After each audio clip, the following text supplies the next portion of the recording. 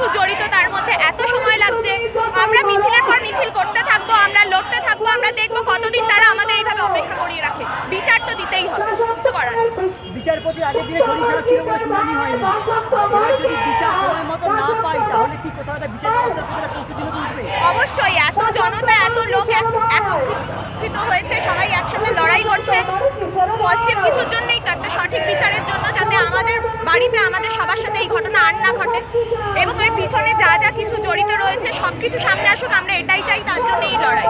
আমরা সবাই মিলে নেমেছি এবং আমরা এটার বিচার নিয়েই ছাড়ব। এই বিচারের পাশাপাশি অভিনেত্রী ঋতুপর্ণা সেনগুপ্ত মানে তার গাড়ি ভাঙচুর হলো, তাকে আঘাত করা হলো, কাঞ্চন মল্লিক এক রকমের মন্তব্য করলেন। সবাই তো শিল্পী, কি বলবে? আমার কিছু বলার নেই, মানে সত্যি তারা এই ধরনের